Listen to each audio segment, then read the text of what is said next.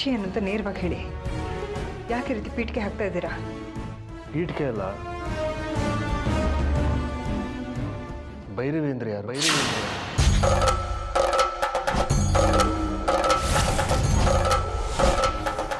ಯಾಕೆ ಇಷ್ಟೊಂದು ಭಯ ಪಡ್ತಿದ್ದೀರಾ? ಯಾರದು? ಅವ್ರು ಯಾಕೆ ನನಗೆ ಇದ್ದಕ್ಕಿದ್ದಾಗೆ ಫೋನ್ ಮಾಡಿದ್ರು?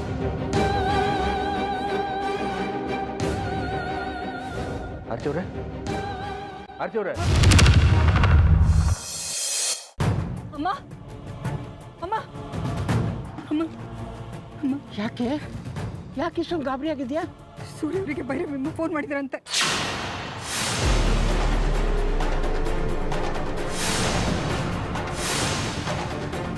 ಅವ್ರಿಗೆ ಹೇಗಮ್ಮ ಸೂರ್ಯರ ನಂಬರ್ ಸಿಕ್ತು? ನಿನಗೆ ಯಾರು ಹೇಳಿದ್ರು ಈ ವಿಷಯ? ಸೂರ್ಯ ಅವರು ಭೈರವೇಂದ್ರನ ಬಗ್ಗೆ ಕೇಳಿದ್ರು, ಅವ್ರ ಬಗ್ಗೆ ವಿಚಾರಿಸಿದ್ರು. ಆದ್ರೆ ನಾನೇನು ಹೇಳಿದೆ ಹಾಗೆ ಹೊಡ್ಬಂದೆ. ನಾನು ಈ ವಿಷಯನ ನಿನಗೆ ತಿಳಿಸ್ಬಾರ್ದು ಅಂತ ಸೂರ್ಯ ಅವ್ರಿಗೆ ಹೇಳಿದ್ದೆ, ಆದ್ರೂ ಹೇಳ್ಬಿಟ್ರ ಅವರು? ಅಮ್ಮ, ನನ್ನ ಬಗ್ಗೆ ಸೂರ್ಯ ಹತ್ರ ಏನಾದ್ರು ಹೇಳಿದ್ರೆ ಸೂರ್ಯ ಅವ್ರು ಹೇಳ್ಬೇಕಾಗಿರೋದು ಅದು ಅವ್ರ ಕರ್ತವ್ಯ. ಈ ಭೈರವೇಂದ್ರ ಫೋನ್ ಮಾಡಿ ಬಾಯ್ ಬಂದಾಗ ಮಾತಾಡಿದಾರೆ, ಅದನ್ನ ಕೇಳ್ತಾ ಇರ್ತಾರ ನನ್ನ ಹತ್ರ? ಇಂಥ ವಿಚಾರನ ನನ್ನ ಹತ್ರ ಕೇಳಬಾರ್ದು ಅಂತ ಹೇಳಿದ್ದು ನಿಮ್ ತಪ್ಪು. ಯಾಕೆ ನೀವು ಹಾಗೆ ಹೇಳಿದ್ರಿ? ಯಾಕೆ ಅಂದ್ರೆ ನಾನು ಏನೇ ಹೇಳಿ, ಈಗ ಮನೇಲಿ ನಡೀತಿರೋ ರಾಧಾಂತಾನೆ ಸಾಕು. ಆದಿ ಆರ್ಯನ್ ಮದುವೆ ವಿಷಯದಲ್ಲಿ ನೀನು ಟೆನ್ಷನ್ ಮಾಡ್ಕೊಂಡಿದ್ಯಾ. ಈ ಮದುವೆನ ಹೇಗೆ ನಿಭಾಯಿಸೋದು ಅಂತ ಒದ್ದಾಡ್ತಾ ಇದೆಯಾ. ಇಂಥ ಟೈಮಲ್ಲಿ ಭೈರವಿ ವಿಷಯ ಗೊತ್ತಾದ್ರೆ ನಿನ್ನ ಕೈಲಿ ತಡ್ಕೊಳಕ್ಕಾಗಲ್ಲ ಅನ್ನೋ ಕಾಳಜಿ ಕಡೆ ನಂದು. ನನ್ನ ಸಂಸಾರದಲ್ಲಿ ಏನೇ ಆದರೂ ಯಾವ ತೊಂದರೆನಾದ್ರೂ ಎದುರಿಸಕ್ಕೆ ನಾನು ಸಿದ್ಧವಾಗಿದ್ದೀನಿ ಅಮ್ಮ. ಆದರೆ ಈಗ ನನಗೆ ಚಿಂತೆ ಆಗಿರೋದು ಅಂದರೆ ಈ ಭೈರವೇಮ್ಮ ಇದ್ದಕ್ಕಿದ್ದಾಗೆ ಫೋನ್ ಮಾಡಿ ನಾನು ಜೀವಂತವಾಗಿದ್ದೀನಿ ಅಂತ ಹೇಳಿದ ಕಾರಣ ಏನು? ಅದು ಅಲ್ಲದೆ ಸೂರ್ಯರ ಹತ್ರ ಫೋನ್ ಮಾಡಿ ಮಾತಾಡಿದ್ದಾರೆ, ಅದು ನನ್ನ ವಿಷಯನ? ಅದೇ ನನಗೂ ಗೊತ್ತಾಗ್ತಿಲ್ಲ ಕಡೆ. ಆದರೆ ಅವಳು ಈ ಮನೇಲಿ ಇನ್ನೊಂದು ಚಂಡಮಾರುತ ಬೀಸಕ್ಕೆ ಬರ್ತಾ ಇದ್ದಾಳೆ ಅಂತ ನನಗೆ ಅನ್ನಿಸ್ತಾ ಇದೆ. ಮೊದಲೇ ಅವಳಿಗೆ ನೀನು ಶಶಾಂಕ್ ಜೀವನದಿಂದ ದೂರ ಆಗಿ ಅವನು ಬಿಟ್ಟು ಬಂದಿದ್ದಕ್ಕೆ ಕೋಪ ಇದೆ. ಸೂರ್ಯ ಅವರು ನಿನ್ನನ್ನು ಮದುವೆ ಆದ್ರಲ್ಲ, ಅವ್ರ ಮೇಲೂ ಅವಳಿಗೆ ಕೋಪ ಇದೆ ಕಡೆ. ಆದಿ ನಿನ್ನನ್ನು ಶಶಾಂಕ್ನ ಒಂದ್ ಮಾಡಬೇಕು ಅಂತ ಸೂರ್ಯ ಅವ್ರ ಮೇಲೆ ದ್ವೇಷ ಸಾಧಿಸ್ತಾ ಇದ್ದಾನಲ್ಲ, ಅದಕ್ಕೆ ಶಶಾಂಕ್ನೇ ನೀವಿಬ್ಬರನ್ನ ಸರ್ವನಾಶ ಮಾಡಬೇಕು ಅಂತ ಅವಳನ್ನ ಕರೆಸ್ತಿದ್ದಾನೆ ಅಂತ ನನ್ನ ಅನುಮಾನ. ಯಾಕಮ್ಮ ಅವರೆಲ್ಲ ಸೇರ್ಕೊಂಡು ನನ್ನ ಮೇಲೆ ಈ ರೀತಿ ಜಿತ್ ಸಾಧಿಸ್ತಾ ಇದ್ದಾರೆ? ನಾನು ನನ್ನ ಮಕ್ಕಳು ಸೂರ್ಯ ಅವರೆಲ್ಲರೂ ನೆಮ್ಮದಿಯಾಗಿದ್ವಿ ತಾನೆ. ಆದಿತ್ಯ ತಲೆಗಿಲ್ದೇ ಇರೋದನ್ನೆಲ್ಲ ಕಟ್ಕೊಟ್ಟು ಸೂರ್ಯರ ಮೇಲೆ ದ್ವೇಷ ಬರ ಹೋಗಿ ಮಾಡಿದ್ರು, ನಮ್ಮೆಲ್ಲರ ಮೇಲೆ ದ್ವೇಷ ಬರ ಹೋಗಿ ಮಾಡಿದ್ರು. ಈಗ ನೋಡಿದ್ರೆ ಅವನನ್ನು ಮುಂದೆ ಇಟ್ಕೊಂಡು ಸೂರ್ಯ ರಾಜಕೀಯ ಜೀವನ ಹಾಳು ಮಾಡಿಬಿಟ್ಟಿದ್ದಾರೆ. ಈಗ ಭೈರವೇಮ್ಮನ ಚೂ ಬಿಟ್ಟಿದ್ದಾರೆ. ಯಾಕಮ್ಮ? ಯಾರಿಗೂ ಮನುಷ್ಯತ್ವನೇ ಇಲ್ವಾ? ಅವ್ರು ನಿಜವಾಗ್ಲೂ ಮನುಷ್ಯ ಆಗಿದ್ರೆ ನಿನ್ನ ಪ್ರೀತಿಸಿ ಮದುವೆ ಆಗಿ ಅಷ್ಟು ಕೆಟ್ಟದಾಗಿ ನಡ್ಕೋತಿದ್ದೇನೆ ಅವನು. ನೀನು ಅವನನ್ನ ಬಿಟ್ಟು ಬಂದೆ ಅನ್ನೋ ದ್ವೇಷನ ಇಲ್ಲಿವರೆಗೂ ಸಾಧಿಸ್ತಾ ಇದ್ದಾನೆ. ನನಗೀಗ ಆತಂಕ ಆಗ್ತಿರೋದು ಆದಿ ಆರ್ಯನ್ ಮದುವೆ ವಿಷಯದಲ್ಲ ಕಡೆ. ಎಲ್ಲಿ ನಿನ್ನ ಸೂರ್ಯನ ಹಾಳು ಮಾಡ್ಬಿಡ್ತಾರೋ, ನಾಶ ಮಾಡ್ಬಿಡ್ತಾರೋ ಅಂತ ಆತಂಕ ಆಗ್ತಿದೆ ನನಗೆ. ಅವಳು ಹೆಣ್ಣಲ್ಲ ಕಡೆ, ಹೆಮ್ಮಾರಿ. ಕರುಣೆ ಅನ್ನೋದೇ ಇಲ್ಲ ಅವಳಿಗೆ.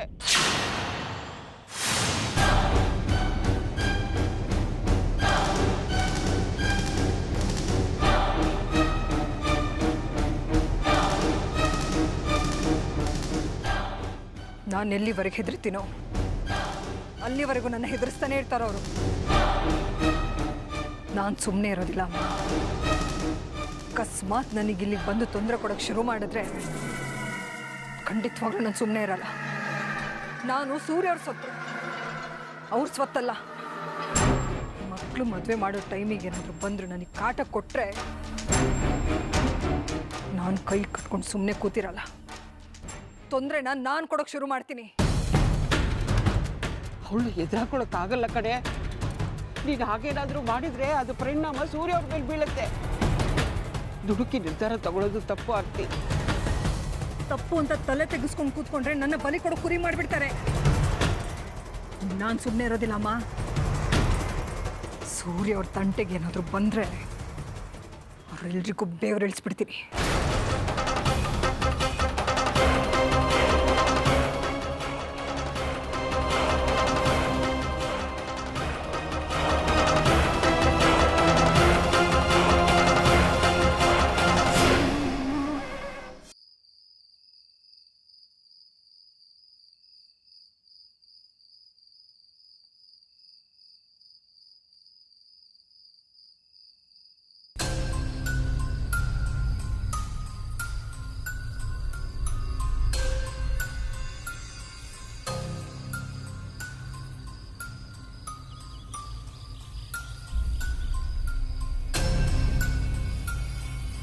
ಭೈರವೇಶ್ವರಿ ಭೈರವೇಶ್ವರಿ ಭೈರವೇಶ್ವರಿ ಭೈರವೇಶ್ವರಿ.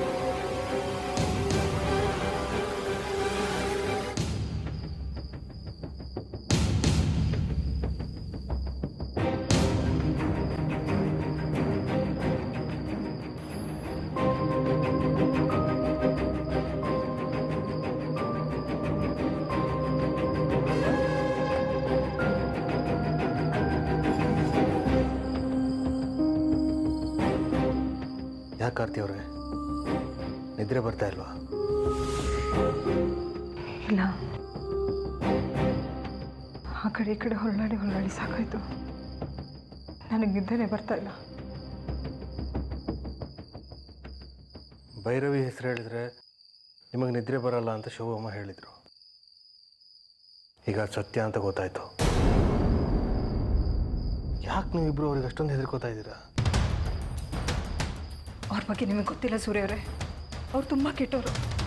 ಕೆಟ್ಟವರು ಅಂದರೆ ಯಾವ ರೀತಿ? ಅದನ್ನು ಮಾತ್ರ ಕೇಳಬೇಡಿ. ಅದನ್ನೆಲ್ಲ ನೆನೆಸ್ಕೊಂಡ್ರೆ ನನಗೆ ಭಯ ಆಗುತ್ತೆ. ಅವ್ರು ಯಾರು ಏನು ಅನ್ನೋದನ್ನು ಈಗಲಾದರೂ ಬಿಡಿಸಿ ಹೇಳಿ. ನೀವು ಹೇಳ್ತಿಲ್ಲ, ಶೋಭಮ್ಮನ ಹೇಳ್ತಿಲ್ಲ ಅಂದರೆ ನನಗೆ ಹೇಗೆ ಅರ್ಥ ಆಗ್ಬೇಕು ಹೇಳಿ? ಪ್ಲೀಸ್ ಸೂರ್ಯ ಅವರೇ, ಆದಷ್ಟು ನೀವು ತುಂಬ ಹುಷಾರಾಗಿರಿ. ಯಾವುದೇ ಕಾರಣಕ್ಕೂ ಅವ್ರ ಕಣ್ಣಿಗೆ ಕಾಣಿಸ್ಕೊಳಕ್ಕೆ ಹೋಗ್ಬೇಡಿ. ಅವ್ರ ಫೋನ್ ಬಂದರೂ ರಿಸೀವ್ ಮಾಡೋಕ್ಕೆ ಹೋಗ್ಬೇಡಿ. ಒಂದು ವೇಳೆ ಅವ್ರು ಇಲ್ಲಿಗೆ ಬಂದರು ಅವ್ರ ಕಣ್ಣಿಗೆ ಮಾತ್ರ ಕಾಣಿಸ್ಕೊಳಕ್ಕೆ ಹೋಗ್ಬೇಡಿ. ಅವ್ರನ್ನ ಹ್ಯಾಂಡ್ಲ್ ಮಾಡೋ ಜವಾಬ್ದಾರಿ ನಂದು ಅಮ್ಮಂದು, ಸರಿನಾ? ಅಂದರೆ ಅವರಿಂದ ನನಗೇನಾದರೂ ತೊಂದರೆ ಆಗ್ಬೋದು ಅನ್ನೋ ಆತಂಕ. ಸದ್ಯ ನನ್ನ ಮೇಲೆ ಇಷ್ಟಾದರೂ ಕಾಳಜಿ ಇದೆಯಲ್ಲ ಅಂತ ನನಗೆ ಗೊತ್ತಾಯಿತು. ಅದೇ ಸಮಾಧಾನ. ನೀವೇನೇನೋ ಮಾತಾಡಬೇಡಿ ಸೂರ್ಯವ್ರೆ. ನೀವಿಲ್ಲಾಂದ್ರೆ ನನಗೆ ಯಾವ ಪ್ರಪಂಚನೂ ಇಲ್ಲ. ನನ್ನ ಬಲನೇ ನೀವು. ನೀವಿಲ್ಲಾಂದ್ರೆ ನಾನು ಇಲ್ಲ. ಸುಳ್ಳು ಹೇಳ್ಬೇಡಿ ಆರ್ತಿಯವ್ರೆ. ನಿಮಗೆ ನನ್ನ ಮೇಲೆ ನಂಬಿಕೆ, ಪ್ರೀತಿ, ವಿಶ್ವಾಸ, ಕಾಳಜಿ, ನಿಮ್ಮ ಶಕ್ತಿ, ನಿಮ್ಮ ಬಲ ಇದೆಲ್ಲ ನಾನು ಅಂತ ಹೇಳ್ತಾ ಇದ್ದೀರಲ್ಲ, ಅದೆಲ್ಲ ನಿಜ ಆಗಿದ್ದಿದ್ರೆ ಈ ವಿಷಯನ ನನ್ನಿಂದ ಮುಚ್ಚಿಡ್ತಿರ್ಲಿಲ್ಲ. ನಾನೇ ಬೇಕು ಬೇಕು ಅಂತ ಮುಚ್ಚಿಡ್ತಾ ಇಲ್ಲ. ಅದಕ್ಕೆ ಕಾರಣ ಇದೆ. ಅದನ್ನು ಹೇಳಿ ಅಂತ ನಾನು ಬಲವಂತ ಮಾಡಲ್ಲ. ಅದನ್ನು ಕೇಳಿಸ್ಕೊಳ್ಳೋ ಇಂಟ್ರೆಸ್ಟು ನನಗಿಲ್ಲ. ಆದರೆ ಈಗ ನೀವೇನು ನನಗೆ ತೋರಿಸ್ತಾ ಇದ್ದೀರಲ್ಲ ಕಾಳಜಿ, ಅದರ ಅವಶ್ಯಕತೆ ನನಗಿಲ್ಲ. ನನ್ನನ್ನು ಕಾಪಾಡ್ಕೊಳ್ಳುವಷ್ಟು ಬುದ್ಧಿವಂತಿಕೆ, ಶಕ್ತಿ, ಸಾಮರ್ಥ್ಯ ಇದೆಲ್ಲ ಇದೆ ನನ್ನ ಹತ್ರ. ಭೈರವಿ ಬಗ್ಗೆ ನಿಮಗೆ ಗೊತ್ತಿಲ್ಲ ಸೂರ್ಯವ್ರೆ. ಅವಳನ್ನ ಅಷ್ಟು ಈಸಿಯಾಗಿ ಲೆಕ್ಕ ಹಾಕಬೇಡಿ. ಪ್ರಶಾಂತವಾಗಿ ದೂರಲ್ಲಿ ದಂಗೆ ಎಬ್ಬಿಸಿ 20 ಜನನ ಅಮಾನುಷವಾಗಿ ಕೊಂದ ಕೊಲೆ ಪಾತಕಿಯವಳು. ಪೊಲೀಸರ ಕೈಗೂ ಸಿಗದೆ ಸಾಕ್ಷಿಗಳನ್ನ ಸಾಯಿಸಿ ನಿರಪರಾಧಿ ಅಂತ ಹೇಳ್ಕೊಂಡು ರಾಜಾರೋಷವಾಗಿ ಓಡಾಡ್ಕೊಂಡಿರೋ ಕೊಲೆ ಪಾತಕಿಯವಳು. ತನ್ನ ವಿರೋಧಿಗಳನ್ನ ಮರಳು ಮಾಡಿ ಜೀವಂತೆ ಸಮಾಧಿ ಮಾಡೋ ಸಮಯ ಸಾಧಕಿಯವಳು. ಯಾವ ರೀತಿ ಬೇಕಾದರೂ ಕುತಂತ್ರ ಮಾಡ್ತಾಳೆ. ಯಾವ ಟೈಮಲ್ಲಿ ಹೇಗಿರ್ತಾಳೆ ಅನ್ನೋದು ಕಲ್ಪನೆಯೂ ಮಾಡ್ಕೊಳ್ಳೋದಕ್ಕಾಗಲ್ಲ. ಅಂತ ನಿಗೂಢ ವ್ಯಕ್ತಿತ್ವ ಅವಳದು. ಈಗ ಇಲ್ಲಿ ಬರ್ತಿರೋ ಉದ್ದೇಶನೇ ನಮ್ಮಲ್ಲಿ ಸೇರಿ ತೀರಿಸ್ಕೊಳ್ಳೋದಕ್ಕೆ. ನಮ್ಮ ಮೇಲೆ ಸೇರಿ ತೀರ್ಸ್ಕೊಳೋದಕ್ಕ? ನಾನೇನು ತಪ್ಪು ಮಾಡಿದ್ದೀನಿ ಅಂತ ಅವ್ರು ನನ್ನ ಮೇಲೆ ದ್ವೇಷ ಇಟ್ಕೊಂಡಿದ್ದಾರೆ? ನೀವು ನನ್ನ ಮದುವೆ ಆದ್ರಿ ಅನ್ನೋ ಒಂದೇ ಒಂದು ಕಾರಣಕ್ಕೆ, ಶಶಾಂಕ್ ನಾನು ಬಿಟ್ಟು ಬಂದೆ ಅನ್ನೋ ಕಾರಣಕ್ಕೆ ಇನ್ನೂ ಅವಳಿಗೆ ನನ್ನ ಮೇಲೆ ಕೋಪ ಇದೆ. ಹಾಗಾದರೆ ನನ್ನ ಮೇಲೆ ಸೇಡ್ ತೀರಿಸ್ಕೊಳ್ಳೋದಕ್ಕೆ ಆದಿನೇ ಅವ್ರನ್ನ ಕರ್ಸ್ಕೊಂಡಿದ್ದಾನೆ ಅಂತ ಅನ್ಸುತ್ತೆ. ಅಲ್ಲ, ಆದಿಗೆ ಭೈರವಿ ಯಾರು ಅನ್ನೋದೇ ಗೊತ್ತಿಲ್ಲ. ಅಂತರೊಬ್ರು ನಮ್ಮ ರಿಲೇಟಿವ್ ಇದ್ದಾರೆ ಅನ್ನೋದು ಅವನಿಗೆ ಗೊತ್ತಿಲ್ಲ. ಅವನಿಗೆ ಗೊತ್ತಿಲ್ಲ ಅಂತ ನೀವು ಅಂದ್ಕೊಂಡಿದ್ದೀರ, ಆದರೆ ಅವರು ನಿಮಗೆ ಗೊತ್ತಿಲ್ಲದ ಹಾಗೆ ಎಲ್ಲ ತಿಳ್ಕೊಂಡು ಅವ್ರನ್ನ ಕರ್ಸ್ಕೊಂಡಿರ್ತಾನೆ. ಅದು ನಿಮಗೆ ಗೊತ್ತಿಲ್ಲ ಅಷ್ಟೇ. ಆದಿ ಮೇಲೆ ಯಾಕೆ ನಿಮಗೆ ಇಷ್ಟೊಂದು ಕೋಪ? ಅವ್ನು ಮಾಡ್ತಿರೋ ತಪ್ಪಿಗೆ ನೀವು ಯಾಕೆ ಅವನ್ನ ದೂರ್ತಾ ಇದ್ದೀರಾ? ಇದೆಲ್ಲ ಮಾಡ್ತಿರೋದು ಆ ಶಶಾಂಕ್, ಆದಿತ್ಯ ಅಲ್ಲ. ಪ್ಲೀಸ್ ಸೂರ್ಯವ್ರೆ, ಹಾಗೆಲ್ಲ ಮಾತಾಡಬೇಡಿ. ನಿಮಗೆ ಯಾವ ಕಷ್ಟ ಬರ್ದಿರೋ ಹಾಗೆ ನಾನು ನೋಡ್ಕೋತೀನಿ. ನಿಮ್ಗೆ ಯಾವ ತೊಂದರೆನೂ ಆಗಲ್ಲ. ಒಂದು ವೇಳೆ ನಿಮಗೇನಾದರೂ ತೊಂದರೆ ಆದರೆ ನನ್ನ ಜೀವ ಕೊಟ್ಟಾದ್ರೆ ನಿಮ್ಮನ್ನ ಉಳಿಸ್ಕೋತೀನಿ. ನನಗೆ ನಿಮ್ಮ ಸಹಾಯ ಬೇಕಾಗಿಲ್ಲ. ನನ್ನನ್ನು ನಾನು ಪ್ರೊಟೆಕ್ಟ್ ಮಾಡ್ಕೊಳ್ಳೋಷ್ಟು ತಾಕತ್ತು ನನಗಿದೆ. ಆ ವಯಸ್ಸಾದ ಹೆಂಗಸನ್ನು ಇಟ್ಕೊಂಡು ಆದಿ ಮತ್ತು ಅವನ ಅಪ್ಪ ಅದು ಏನು ಮಾಡ್ತಾರೋ ನಾನು ನೋಡ್ತೀನಿ. ಅವಳು ಎಷ್ಟೇ ಕೆಟ್ಟವಳಾಗಿದ್ರೂ ನನ್ನನ್ನೇನು ಮಾಡೋದಕ್ಕಾಗಲ್ಲ. ಇದನ್ನೆಲ್ಲ ಮನಸ್ಸಲ್ಲಿ ಇಟ್ಕೊಂಡು ನಿದ್ರೆನ ಹಾಳು ಮಾಡ್ಕೋಬೇಡಿ. ದಯವಿಟ್ಟು ಬಂದು ಮಲ್ಕೊಳ್ಳಿ.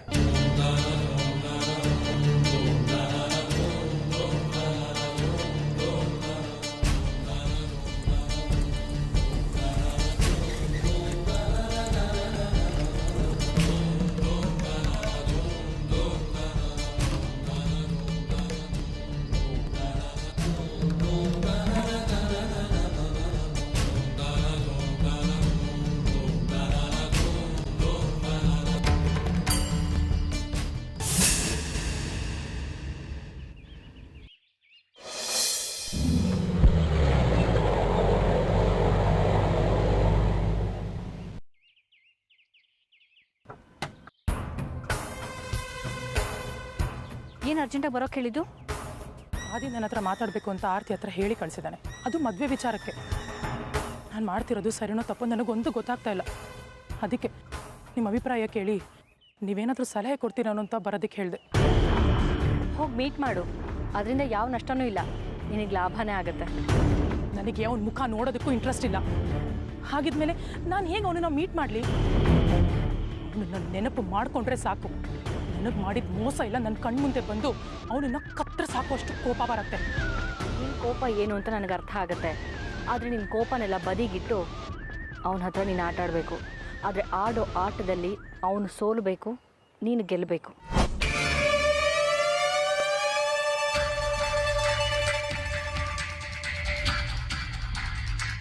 ಹಾಗೆ ನೀನು ಇವಾಗ ಹೋಗ್ತಿರೋದು ನಿನ್ನ ಮದುವೆ ಮಾತುಕತೆಗಲ್ಲ. ಇದನ್ನೊಂದು ಟಾಸ್ಕ್ ಅಂತ ಅನ್ಕೋ. ಆ ದಿನ ನಿನ್ನ ಮಾತಿನಲ್ಲಿ ನೀನು ಮರಳು ಮಾಡಬೇಕು.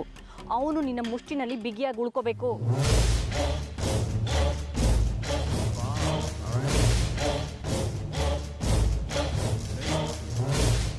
ಅವನು ನೀನು ಹೇಳ್ದ ಹಾಗೆ ಕೇಳೋ ಹಾಗಾದ ಕೂಡಲೇ ಆ ಸೂರ್ಯ ಮತ್ತು ಆರ್ತಿ ದೂರ ಆಗೋ ಹಾಗೆ ಅವನ ಸುತ್ತ ನೀನು ಬಲೆ ಎಳಿಬೇಕು. ನೀನು ಹೋಗ್ತಾ ಇರೋದು ಈ ಕೆಲಸಕ್ಕೆ, ನೆನ್ಪಿಟ್ಕೋ. ನೀನೀಗ ಅವನ್ನ ಮೀಟ್ ಮಾಡಿದ್ರೆ ನಿನ್ನ ನೋಡಿದ ತಕ್ಷಣ ಅವನ ಪ್ರತಿಕ್ರಿಯೆ ಹೇಗಿರುತ್ತೆ ಅಂತ ಗೊತ್ತಾಗುತ್ತೆ. ಅವನು ನಿನ್ನ ಜೊತೆ ಹೇಗೆ ಮಾತಾಡ್ತಾನೆ, ಮುಂದೆ ನೀನು ಹೇಗೆ ಅವನ ಜೊತೆ ವರ್ತಿಸ್ಬೇಕು ಅನ್ನೋದು ಹೊಳೆಯುತ್ತೆ. ಇಂಥ ಅವಕಾಶ ಮತ್ತೆ ಸಿಗಲ್ಲ, ಬಳಸ್ಕೊ.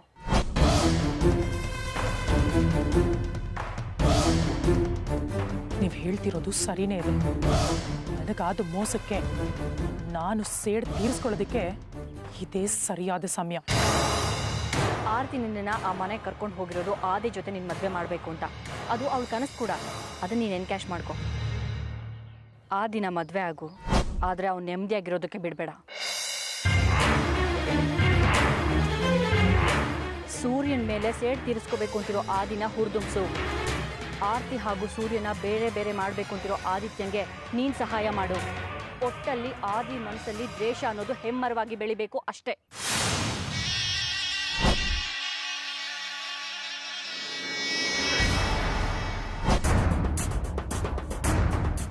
ಇದೇ ನಿನಗಿರೋ ಟಾಸ್ಕ್. ಯಾವುದೇ ಕಾರಣಕ್ಕೂ ಇದನ್ನು ಮರಿಬೇಡ. ನೀವಿಷ್ಟು ಹೇಳಿದ್ರಲ್ಲ, ನನಗೀಗ ಧೈರ್ಯ ಬಂತು. ಅವ್ರು ಯಾರಿಗೂ ಅನುಮಾನನೇ ಬರಬಾರ್ದು. ಹಾಗವ್ರ ಅಂತ್ಯ ಮಾಡ್ತೀನಿ.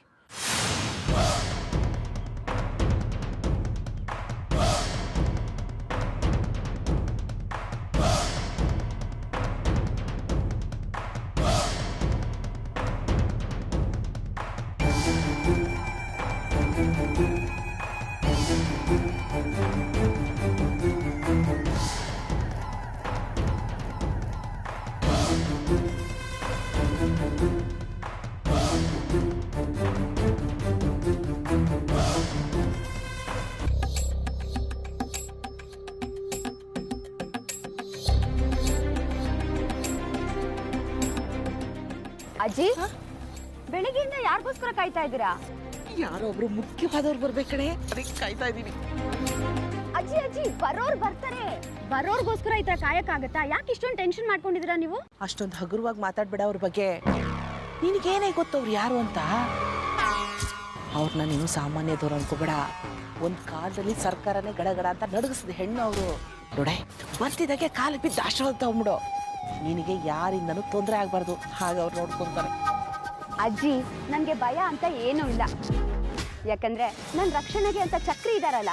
ನೀನ್ ಚಕ್ರಿ ತರದವ್ರು 100 ಜನ ಚಕ್ರಿಗಳು ಸೇರಿದ್ರು ಚಕ್ರಿ ತರ ಗರಗರ ಅಂತ ತಿರುಗಿಸ್ಬಿಡ್ತಾರೆ ಅಂತವ್ರು ಭೈರವಿ. ಹೌದಾ ಆಂಟಿ? ಹಾಗಿದ್ರೆ ಅದು ಯಾರು ಅಂತ ನೋಡ್ಲೇಬೇಕು. ನೋಡ್ತೀಯಾ? ಬರ್ತಾರೆ.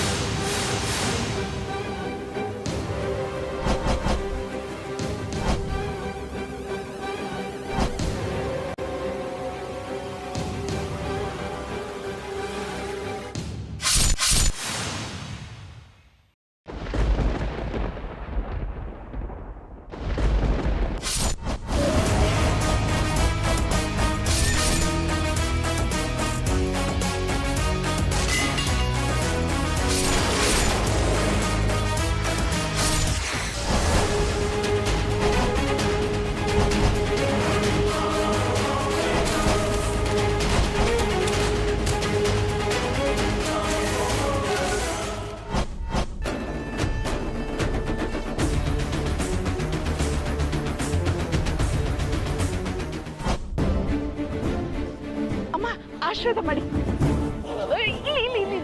ನನ್ನ ಬ್ಲೆಸ್ಸಿಂಗ್ ನಿಮ್ಗೆ ಯಾವಾಗಲೂ ಇರುತ್ತೆ. ಇದೇನಮ್ಮ ಕೈಯಲ್ಲಿ ಕೋಲು, ಕನ್ನಡ ಕರ್ನಾಟಕ, ಕಣ್ ಕಾಣಿಸೋದಿಲ್ವಾ? ಒಂದು ಸಣ್ಣ ಆಕ್ಸಿಡೆಂಟು, ಐಸ್ಗೆ ಗ್ಲಾಸ್ ಚುಚ್ಕೊಂಡು ಕಾಣಿಸ್ತಾ ಇಲ್ಲ. ಮತ್ತೆ ಬಂದಿರೋ ಕೆಲಸ ಹೆಂಗ್ ಮಾಡ್ತೀರಿ? ಕೆಲಸ ಮಾಡೋದಕ್ಕೆ ಕಣ್ಣೆ ಅದಕ್ಕೆ ಬ್ರೈನ್ ಇದೆಯಲ್ಲ. ಅಜ್ಜಿ, ನಾನು ಶಶಾಂಕ್ ಅವ್ರ ಮಗಳು ಜಾಸ್ಮಿನ್ ಅಂತ. ಆಶೀರ್ವಾದ ಮಾಡಿ. God bless.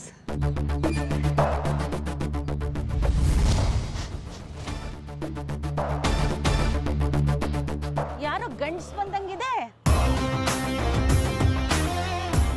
ಅಜ್ಜಿ, ಇವರು ಚಕ್ರಿ ಅಂತ. ಅವನಿಗೆ ಮಾತು ಬರಲ್ವಾ? ಏನಪ್ಪ? ಇಲ್ಲಿದ್ದಾನೆ. ಏನಪ್ಪ? ಹೆಡ್ಲೈಟ್ಸ್ 2 ಬರ್ನ್ ಆಗಿವೆ.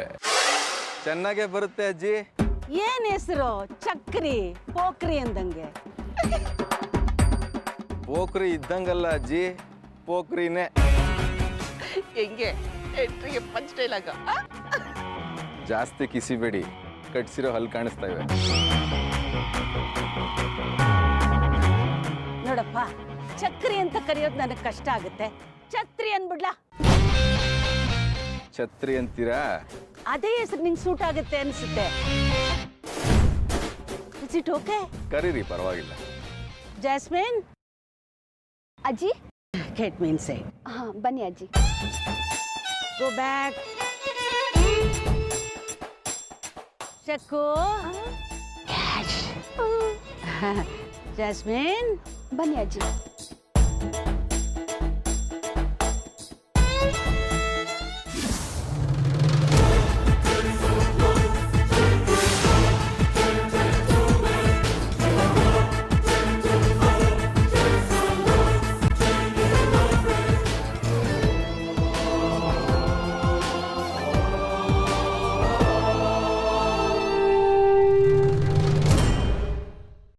ಮನೆಗೆ.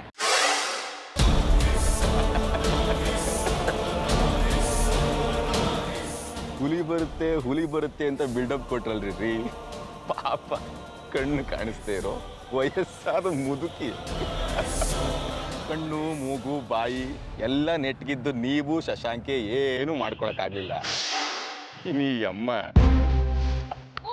ಗೊತ್ತಾಗತ್ತೆ ಭೈರವಿ ಅಂದ್ರೆ ಏನು ಅಂತ. ಭೈರವಿ ಅಲ್ಲ, ಬ್ರಹ್ಮನೇ ಬಂದ್ರು ನನ್ನನ್ನು ಈ ಮನೆಯಿಂದ ಆಚೆ ಹಾಕಕ್ ಆಗಲ್ಲ.